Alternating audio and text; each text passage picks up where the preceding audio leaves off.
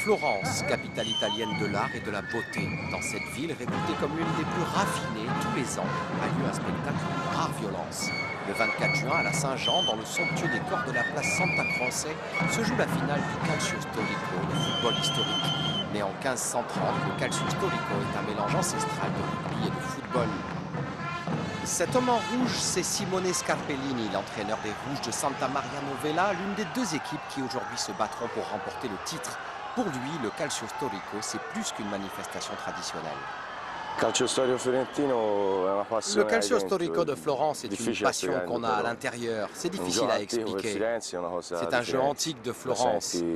C'est comme une drogue, tu le ressens au plus profond de toi quand tu y touches, il ne te laisse plus.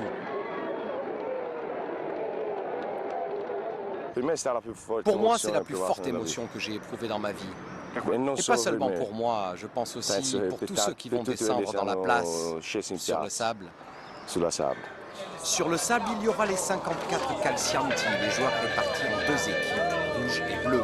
Chacune d'elles représente un quartier de la ville. Chez les rouges, être un joueur, ça mérite d'être gravé dans la chair. Cela ne fait aucun doute pour Paolo. Pour être calciante, il faut l'être dans le cœur. Sinon, on ne descend pas dans la place. Car la place est vraiment dure. Et une fois que tu y es, elle te donne une vraie secousse, un vrai choc.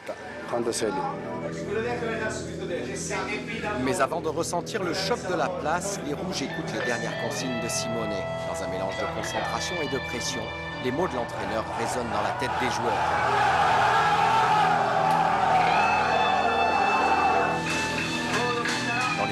On s'habille avec le pantalon Renaissance en souvenir du premier match de 1530. Les joueurs sont enfin prêts pour rentrer dans l'arène. Les rouges du quartier de Santa Maria Novella affrontent les bleus du quartier de Santa Croce devant 5000 spectateurs. Ces deux équipes ont gagné leur match de qualification contre les deux autres quartiers de la ville. La confrontation se déroule en 50 minutes sans interruption et presque tout y est permis. Pour les 54 athlètes, le début de la partie est exclusivement physique. Il s'agit d'affaiblir l'équipe adverse par tous les moyens. Aucun remplacement n'étant consenti, si un joueur sort sur blessure, les adversaires sont en supériorité numérique. 6 arbitres, armés seulement d'un chapeau à plumes, essaient de calmer les esprits. Et au Calcio Storico, seuls les coups par derrière sont sanctionnés par des expulsions.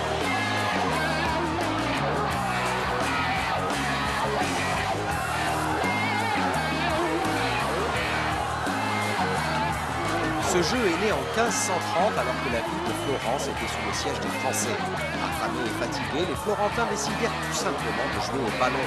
C'était une démonstration de force et de courage. Aujourd'hui, l'esprit n'a pas changé.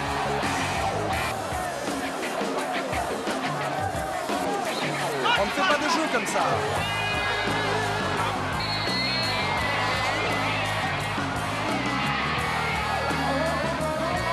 Pour marquer les buts, appelés ici les calce, il faut faire entrer la balle dans un filet d'une hauteur d'1 mètre de la largeur du terrain. Les bleus sont les premiers à marquer. Après chaque but, les équipes changent de côté. En infériorité numérique, les rouges souffrent mais ne renoncent pas. Sous la canicule estivale, c'est une véritable bataille sans retenue. Dans tous les coins du terrain, les joueurs luttent, s'immobilisent mutuellement et courent dans tous les sens. Nulle part ailleurs on peut assister à un tel spectacle. C'est une très belle finale, un match qui va rester dans les mémoires. Les uns et les autres se battent pour ne pas céder du terrain, pour imposer leur couleur et pour marquer les esprits de toute une vie.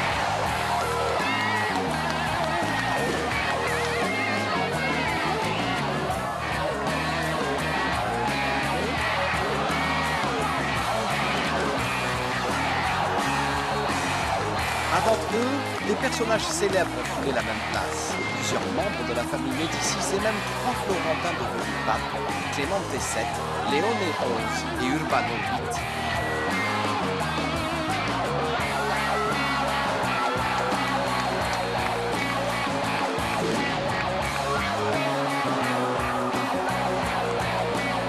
À Florence, jouer au calcio, c'est un signe de noblesse et de puissance. À la fin d'un match sans exclusion de but, malheureusement pour les rouges, les bleus remportent la finale par 6 buts à 3. La tension reste palpable, même le match terminé. Pour Simone, malgré la défaite de son équipe, c'est le Calcio Storico qui a gagné.